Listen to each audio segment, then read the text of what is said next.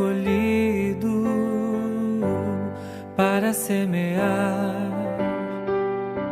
pregar o teu amor. Povo de Deus, a paz do Senhor, aqui quem fala mais uma vez é seu amigo e irmão em Cristo, o pregador Roferson Lisboa, e é sempre um prazer imenso poder contar com a sua presença. Hoje faremos mais uma pré-aula da classe dos novos convertidos da nossa escola bíblica dominical. Estamos estudando a revista Discipulando o primeiro ciclo da CPAD e hoje nós faremos a lição de número 5.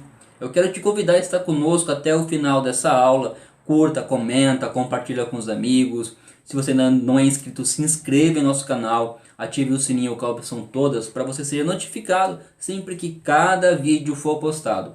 E agora vamos ao vídeo, vamos à pré-aula logo após a vinheta.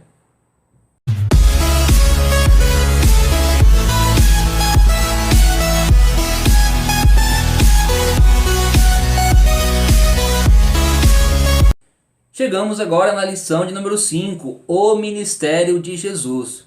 Nosso texto bíblico base está em Marcos, no capítulo de número 1, versículo do 14 ao 20. Sempre recomendamos com que você faça de forma coletiva com a sua turma para que ele possa participar da sua aula. A nossa meditação de hoje está em Mateus, capítulo 1, capítulo 11, versículo 2 ao versículo 5. Recomendo sempre, professor, que vai uma dica muito importante. Aproveite este momento para começar a sua introdução. Traga uma meditação, uma reflexão a respeito do conteúdo aqui apresentado. Isso vai fazer com que a sua turma fique cada vez mais envolvido com o conteúdo da aula. Reflexão bíblica diária é uma indicação que o comentarista ele faz, ele nos indica, para que nós possamos durante a semana acompanhar, nos aprofundarmos a respeito do assunto tratado na lição. De segunda a sábado, ele sempre tem um texto aqui para que o teu aluno, para que você professor, possa se aprofundar a respeito do conteúdo a ser ministrado. Nós temos também na nossa lição uma divisão entre 3 tópicos e cada tópico tem o seu objetivo. Vamos ver agora o objetivo de cada um dos tópicos. Primeiro objetivo do tópico de número 1 é justamente explicar a natureza e a abrangência do ministério de Jesus, dimensões teórica, prática e espiritual.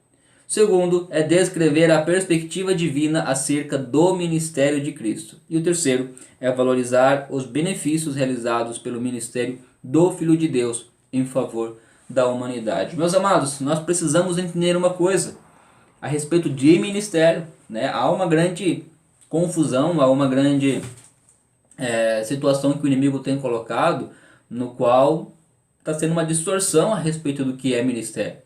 Muitas pessoas, principalmente quando falamos de novos convertidos, já vêm para a igreja com um pensamento errado a respeito de ministério. Muitos pensam que ministério é a respeito de denominações religiosas. Muita gente pensa que ministério são apenas cargos eclesiásticos que as pessoas usam para se promover, para se autopromover através do ministério. Pessoas que acham que por galgar a cargos maiores, cargos mais elevados, hierarquicamente falando, são pessoas que acham que podem ser prepotentes, pessoas acham que por causa disso pode mandar nas outras, e não é bem assim que funciona. No ministério é o sistema inverso, né? Aquele quanto maior for o cargo, mais ele tem que servir toda a comunidade. E é assim que tem que funcionar, porque o Senhor Jesus foi quem nos deu o maior exemplo, que ele mesmo sendo o rei dos reis, ele se fez servo, aí ele foi aquele que justamente através do ministério do serviço serviu ao Pai naquilo no qual foi destinado a ele, naquilo ao qual o Pai acabou enviando para aquele propósito, mas também servindo ali, beneficiando toda a humanidade, toda a comunidade, nos vários âmbitos possíveis. E o tópico de número 1, vamos falar a respeito da natureza do ministério de Jesus. A respeito do ministério de Jesus, ele era dividido, ele era um ministério tríplice, né? Jesus ele pregava, Jesus ensinava e Jesus também realizava milagres. E nós precisamos entender que o ministério de Jesus, apesar de ser tríplice, ele era um ministério suficiente, né? Ele era como um todo, mas era dividido em 3 dimensões. Haviam 3 dimensões que era composto o ministério de Jesus: a dimensão teórica, a dimensão prática e também a dimensão espiritual.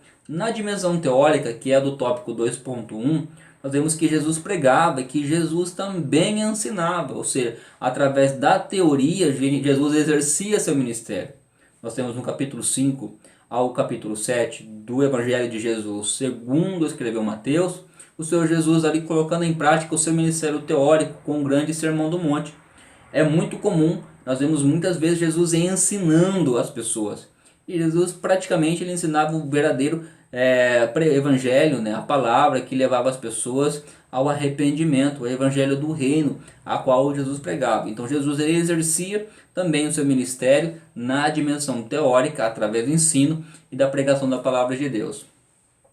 No subtópico 1.2, nós temos aqui também a respeito da dimensão prática do ministério de Jesus. Porque Jesus ele não ficava apenas na teoria. Isso é algo que nós temos que aprender e entender com Jesus, a não ficarmos apenas na teoria. Jesus, ele praticava aquilo que ele ensinava. Algo que me chama bastante atenção é quando alguém me diz que, olha, você precisa ajudar o próximo. Você precisa levar o alimento àquele que precisa. Você precisa fazer isso, você precisa fazer aquilo. Mas a pessoa que está me dizendo isso não pratica aquilo que ela ensina. Não, esse não foi o exemplo que Jesus deixou. Jesus ensinava, Jesus pregava, mas Jesus praticava aquilo que ensinava. Isso é importante. Nós, como discípulos de Jesus, precisamos viver aquilo a qual nós pregamos. Nós precisamos viver aquilo que nós ensinamos. Nós temos que entender e fazer o nosso ministério viver de uma forma com que as dimensões do ministério ela possam ser concluídas e assim glorificamos o nome do Pai através dessas ações. Jesus praticava. Jesus então tinha ali seu ministério prático. E a prova de que não, a dissociação entre as dimensões teórica e prática do seu ministério é que ele tudo fazia bem, incluindo nisso até mesmo curar surdos e mudos. Então Jesus fazia milagres. Então na prática você via Jesus ele exercendo, colocando ali o seu ministério em ação. Nós podemos ver ali também uma questão bastante importante a respeito de uma coisa que a igreja precisa aprender, que não basta apenas eu ensinar que a igreja precisa dar um suporte para os menos favorecidos. Não adianta apenas eu ensinar que a igreja precisa alimentar os famintos. Eu, como igreja, eu preciso fazer isso. E nós vimos na Bíblia o próprio Senhor Jesus alimentando aqueles que tinham necessidade de comida. Não apenas da palavra como alimento espiritual, mas também físico. Jesus ele supria então a necessidade tanto espiritual das pessoas, mas também daqueles que o buscavam, há também a necessidade física daqueles que tinham fé, fazendo curas, fazendo maravilhas, né? E assim sempre glorificando o nome do Pai através do seu ministério. E a terceira dimensão, que é o tópico 1.3, é justamente a dimensão espiritual. Essa dimensão espiritual do ministério de Jesus é a despeito dessas bênçãos perspectivamente valiosas. O grande feito do ministério de Jesus, Cristo foi e consiste no fato de que ele pagou o preço do nosso resgate humano. Jesus ele foi enviado para a terra pelo nosso Pai, pelo nosso Deus, para cumprir uma missão de reconciliar o homem com Deus. Nós vimos isso em outra lição, que através de Jesus, nós que estávamos destituídos da glória de Deus, agora passamos a ter acesso ao Pai, passamos a ter de novo um relacionamento com Deus, e Jesus ele vem, ele cumpre esse serviço, esse ministério a qual foi dado. Então Jesus ele cumpre o ministério da reconciliação, da conciliação entre o homem e Deus, o mesmo ministério que depois Jesus confia a nós. Então nós precisamos entender que o ministério de Jesus ele tinha como pregar, ensinar e fazer milagres, mas também era um ministério autossuficiente que tinha 3 dimensões: dimensão teórica, tinha a dimensão prática e também a dimensão espiritual. Nós temos também aqui no tópico de número 2, o ministério de Jesus na perspectiva divina, algo bastante importante. 2.1 vai dizer a missão designada pelo Pai. A missão da qual Jesus foi cumprir e veio cumprir aqui na terra foi designado pelo próprio Pai, foi designado por Deus, né? Resoluto no cumprimento de sua missão, até mesmo Jesus Cristo enfrentou dificuldades em seu caminho para fazer a vontade do Pai. É muito complicado isso, porque quando nós temos uma missão, principalmente quem sabe qual é o seu chamado, e N situações, há várias adversidades que tentam fazer com que nós desistimos de cumprir aquilo no qual seria de nossa responsabilidade, a qual Deus nos confiou, a qual o Pai nos enviou e nos salvou para isso. Jesus não foi diferente, desde pequeno, desde recém-nascido, houve situações ali que tentaram fazer com que Jesus não cumprisse, desde o imperador a querer tirar a vida de Jesus, desde o próprio Satanás tentar ele no deserto para que ele não vinha cumprir o seu propósito, ou até mesmo de um dos seus apóstolos mais próximos, que era Pedro, dizer que ele não deveria, né, que ele não faria aquilo que ele veio fazer, que era morrer na morte de cruz por mim e por você na cruz do Calvário. Talvez a pior das adversidades é justamente essa, né? Muitas vezes ser apresentado para nós como se nós não precisássemos cumprir a nossa missão. Como se o fato de eu salvar, de eu estar salvo, fizesse com que eu não precisasse mais cumprir no meu ministério, que eu não precisasse mais trabalhar, que eu não precisasse mais ser servo na obra de Deus. E pelo contrário, meu irmão, se você é salvo para cumprir as obras. Você é salvo para o ministério, você é salvo para servir, para ajudar aquele que precisa, você é salvo para pregar o evangelho, você é salvo para fazer com que o seu ministério glorifique o nome de Deus. Deus tem um ministério na sua vida, Deus tem um ministério separado para você. E você precisa estar atento, ouvindo a palavra de Deus, ser atento ao Espírito Santo de Deus, para saber qual é o chamado para a sua vida. Para que Deus te chamou? Nós sabemos que existe uma chamada universal, que é a respeito da pregação do evangelho, né, de ensinar, de fazer discípulos, e você também é chamado para isso. Talvez, quem sabe, alguém te ensinou, alguém te falou, até mesmo na parte do teu eu interior, disse que isso não é preciso, que isso não é para você. Saiba que é para você sim. Jesus também foi tentado para que não cumprisse o propósito chamado à vida dele, mas Jesus, cheio do Espírito Santo, ele ouviu a voz de Deus e cumpriu aquilo para qual ele foi chamado. Nós precisamos entender isso daí. Subtópico 2.2 fala a respeito de capacitado pelo Espírito Santo. Nós precisamos entender que para o cumprimento do Espírito Santo, o cumprimento do ministério de Jesus, ele foi capacitado. Ele foi auxiliado pelo Espírito Santo de Deus. Diferente de nós que nascemos da carne, nós temos o Espírito Santo em nós a partir do momento que aceitamos Jesus como o único e suficiente Senhor e Salvador da nossa vida. Aqueles que creram e o receberam, foi-lhes dado o poder de serem chamados filhos de Deus. A partir desse momento tem o Espírito Santo habitando dentro de mim. Mas no caso de Jesus é diferente. Jesus, ele não nasceu da carne. Jesus é aquele que se fez carne e habitou entre nós. Mas Jesus nasceu do Espírito. Então ele sempre teve o Espírito Santo o guiando, o orientando. E Jesus, para cumprir a sua missão, nós sabemos que lá em Filipenses, vimos na aula passada, que ele mesmo sendo Deus, ele não usou por usurpação ser igual a Deus, que ele se esvaziou de si mesmo, ou seja, ele não fez uso dos atributos dele como Deus, mas sim, ele foi cheio do Espírito Santo e capacitado pelo Espírito Santo, foi auxiliado para cumprir então o seu propósito, para cumprir então a missão a qual lhe foi dada, para cumprir o seu ministério. Jesus cumpriu o seu ministério cheio do Espírito Santo, capacitado pelo Espírito Santo, e foi o Espírito Santo então quem capacitou e auxiliou o Senhor Jesus para cumprir o ministério a qual foi concluído. Nós temos também agora, encerrando o tópico de número 2, o subtópico de número 2.3, a missão concluída. Uma missão foi dada a Jesus, Jesus ali tinha o Espírito Santo, foi cheio do Espírito Santo, foi capacitado por ele, e Jesus cumpriu a missão a qual lhe foi dada. Então, sem que nada pudesse contê-lo, Jesus continuou a sua missão terrena, dizendo que justamente por isso glorificara ao Pai e assim pôde exclamar: está consumado. Nós podemos entender que todos nós temos uma missão. Jesus, quando ele cumpriu a missão dele na cruz do Calvário, ele disse: está consumado. É como se dissesse: olha, a missão foi cumprida.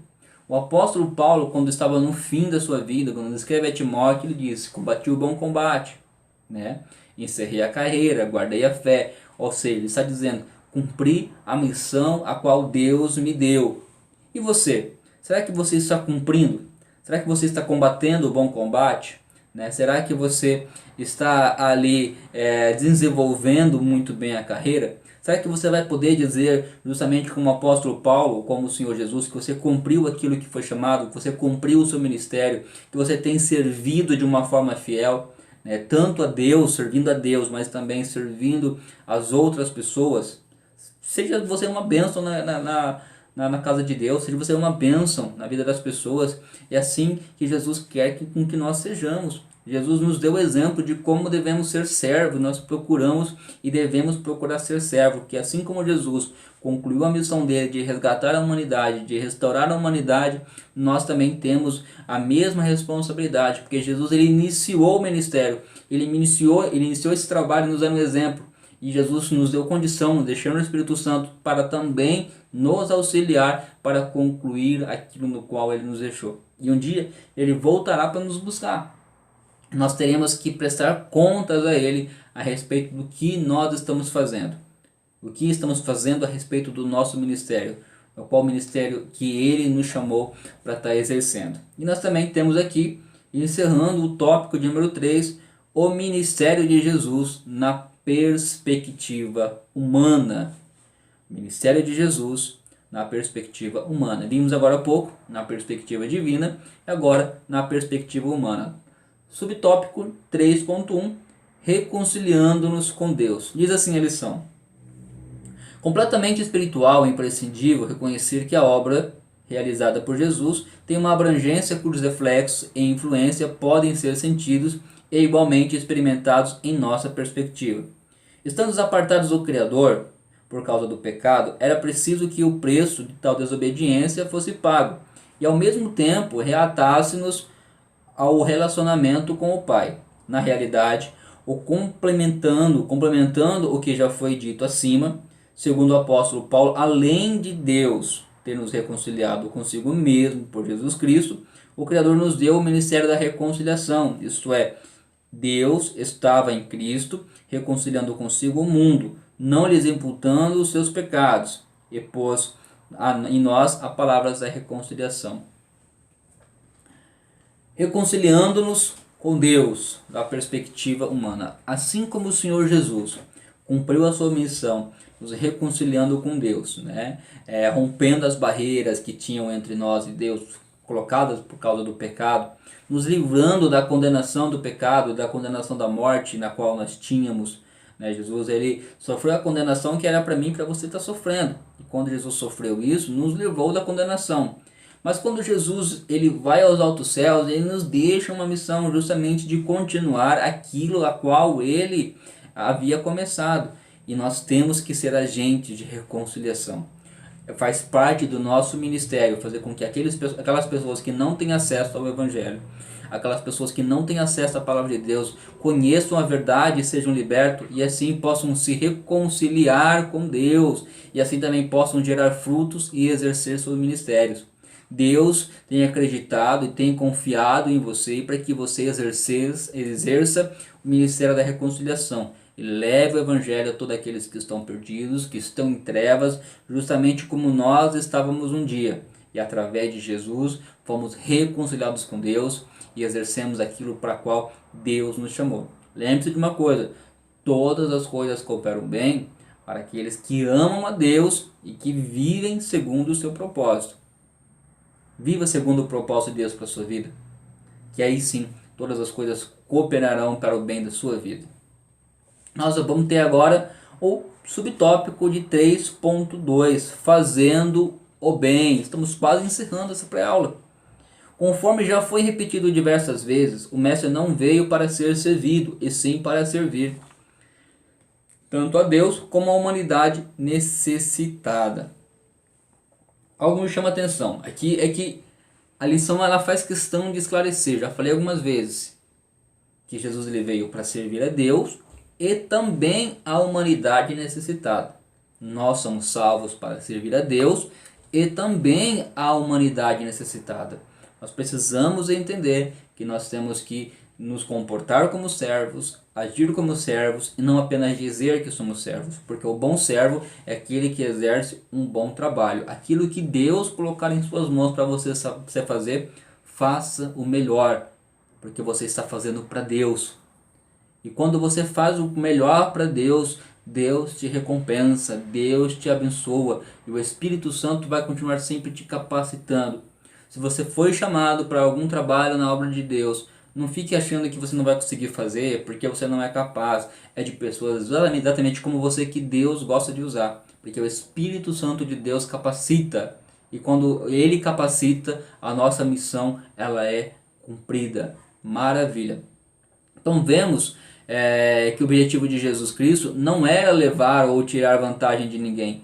Justamente o contrário, ele estava completamente comprometido em fazer o bem aos seres humanos. Meus amados, temos que tomar um grande cuidado a respeito do ministério. Há muitas pessoas que começam muito bem o seu ministério, começam trabalhando, servindo, mas conforme o tempo a pessoa acaba sendo honrada e isso acaba subindo para a cabeça.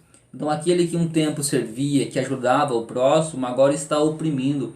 Agora ele já acha que é alguém muito importante e deixa de fazer a obra de Deus e começa apenas a impor sobre as pessoas as suas condições.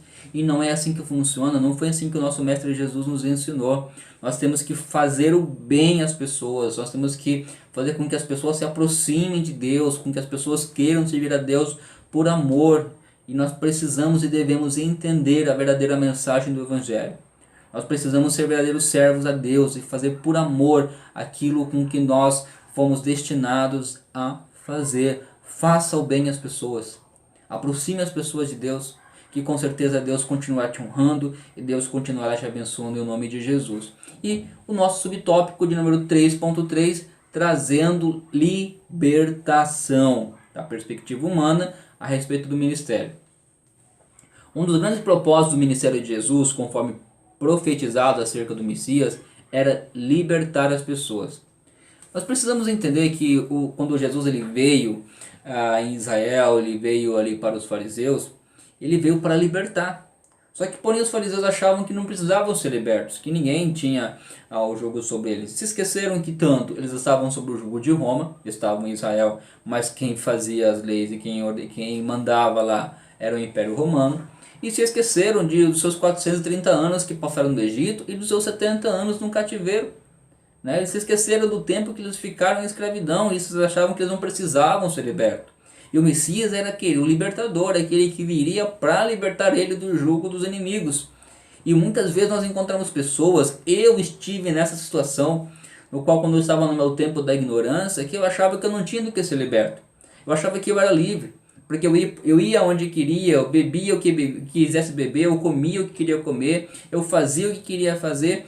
Eu achava que isso daí era liberdade. E não, na verdade eu era escravo do pecado, eu era escravo dos vícios. E quando eu encontrei Jesus, Jesus me libertou de tudo isso. O livre é aquele que consegue dizer não para a tentação. Esse sim é livre, porque ele não é dependente daquela coisa. Eu era dependente de N situações, mas através de Jesus eu fui liberto. Os fariseus aqui, eles eram escravos do sistema religioso. Eles tinham ali uma questão que fazia com que eles se fechassem, eles achavam que não precisava de ajuda.